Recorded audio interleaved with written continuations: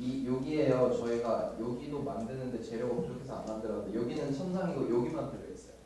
여기 가운데만. 저 뭔가 밑으로 내려가서 안에서 이렇게 파고 들어가서 생각한다는 그런 그런 생각이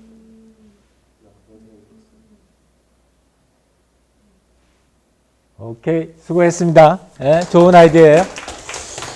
난 이거 보고서 니네들이 저 실제 공간 중에서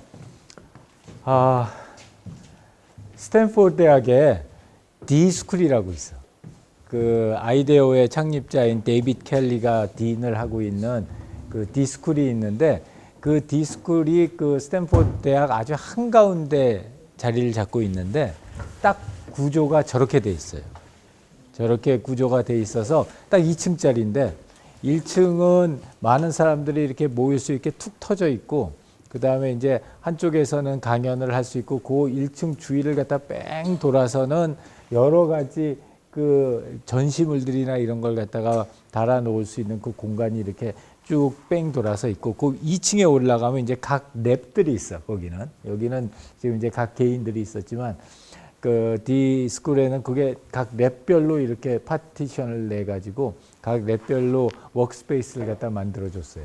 그래 가지고 그 2번인가를 내가 갔었었는데 저런 그 구조를 가지고 있어서 언제든지 이 가운데 1층에 있는 사람들이 뭐 이렇게 그리고 저 1층 2층이 지금 방이 지금 이 팀에서 얘기한 것처럼 저렇게 파티션이 완전히 돼 있는 게 아니라 한 배 정도? 그래서 이렇게 일어나서 보면은 모든 사람이 다 보이게 전체 플로어가 다 보이게 그렇게 해가지고 저 공간을 갖다 만들어 놨어요.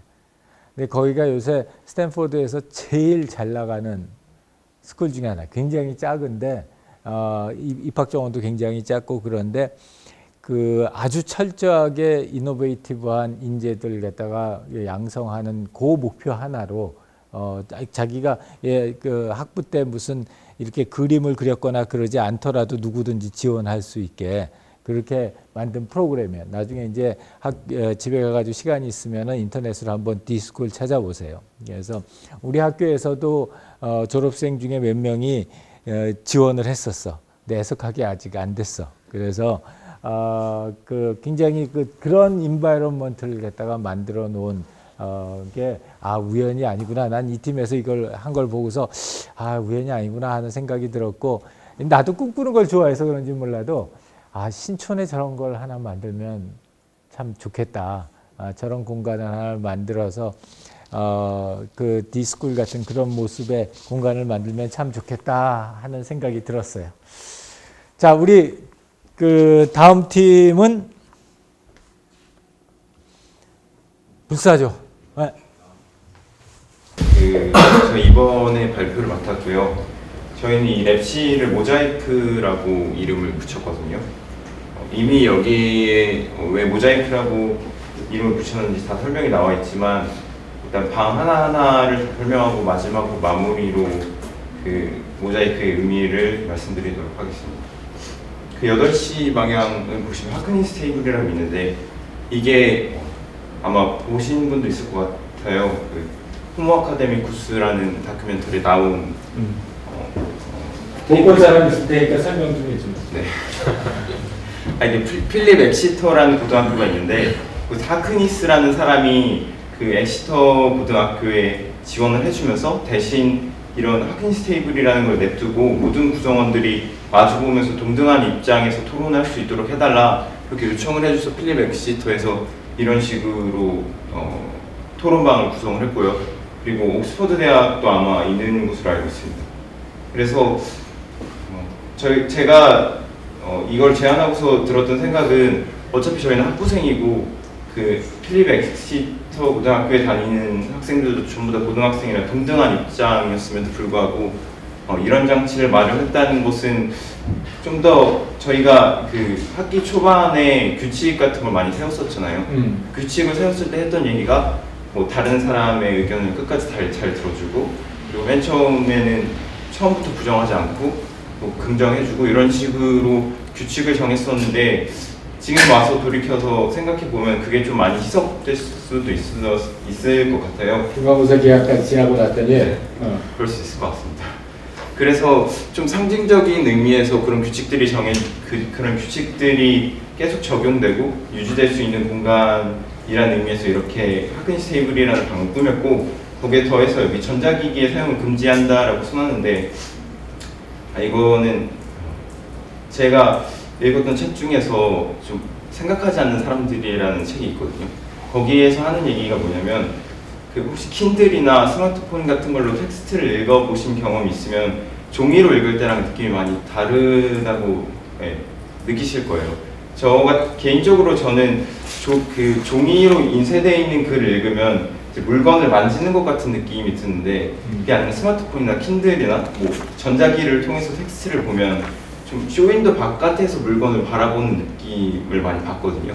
그래서 그 책에서 설명하기로는 이 독서나 책을 읽는다는 것이 그냥 시각을 통해서 텍스트를 받아들이는 게 아니라 촉각 같은 것도 있고 여러 가지 육체적인 감각이 그런 독서라는 경험을 구성하는데, 전자기기를 통해서 하게 되면 전자기기를 통해서 독해를 하게 되면 그런 부분에서 많이 떨어지고 좀 깊은 생각을 하지 못하게 된다, 이런 얘기도 있었고요.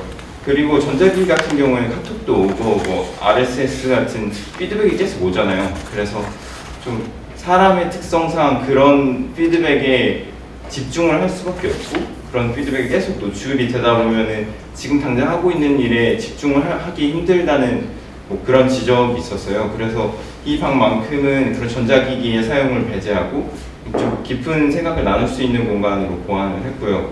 그리고 스케이트보드 코트 같은 경우에는 저희가 월요일에 만나서 회의를 할 때 얘기를 했던 건데, 화요일에 교수님이 말씀하셨던 아티스트 띵킹이 있었잖아요.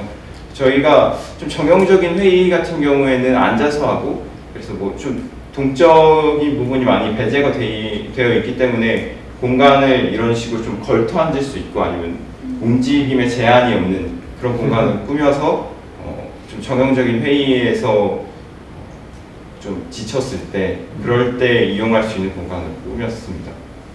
그리고 스파 컨퍼런스도 좀 개인적인 경험을 많이 나눠봤었는데, 시험 공부하다 보면은 저는 시험 공부하다 지치면 샤워를 자주 하거든요.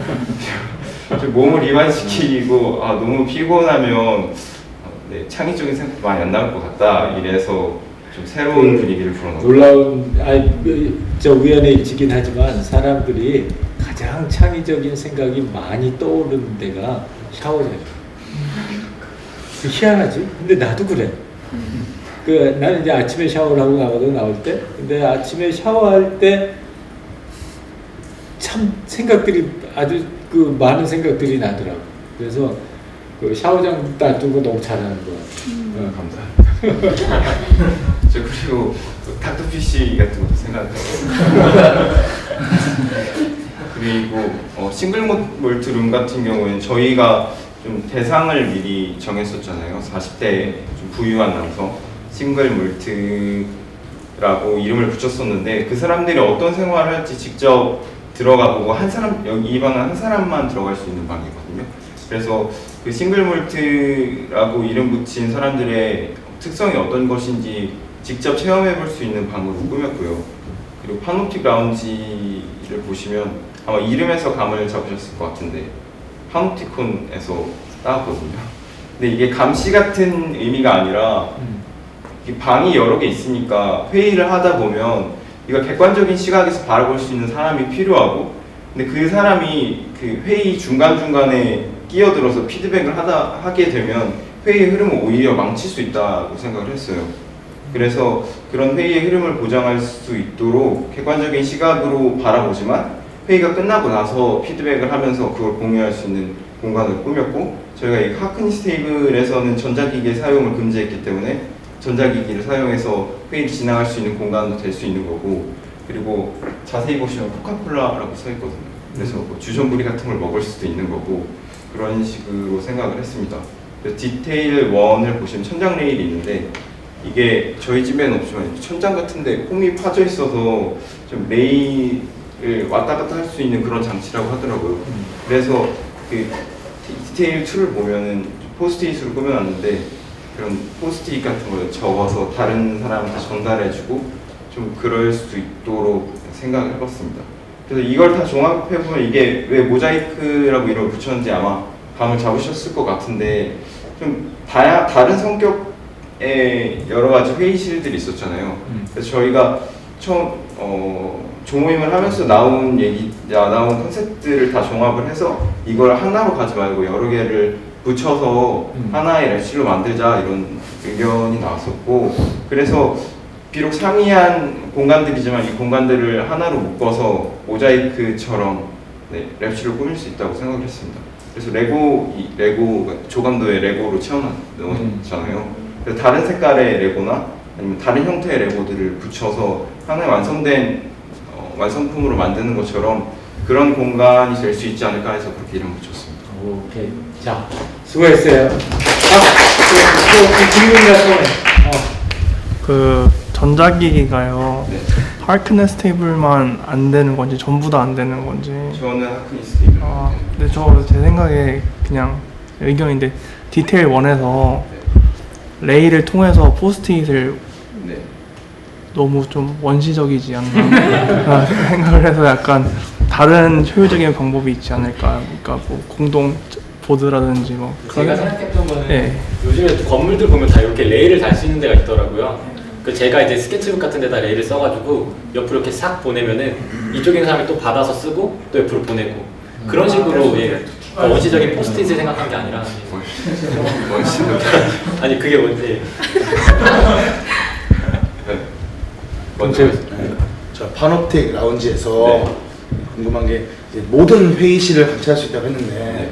이제 그 회의 주최자들이 네. 선택적으로 개방할 수 있는 건지 아니면은 항상 개방하는 건지, 어떤 회의들은 성격상 비밀을 좀 지켜야 하는 그런 게 있을 수 있는데 그게 이제 항상 이제 모든 회의실이라고 써 있어가지고 설명이 없어서 여쭤보는데 이게 어떤 주최자의 재량으로 비밀을 지킬 수 있는 회의가 할 수 있는지. 저희가 어떤 개념으로 그걸 만들었냐면요.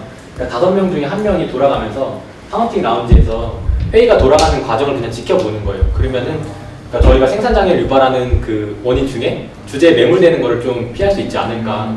다른 사람들은 다 그 안에 있으면 우리가 어떤 문제를 갖고 있는지 모르는데 조금 더 먼 거리에서 바라보면 이를 해결할 수 있지 않을까. 그래서 예. 제가 말할게요.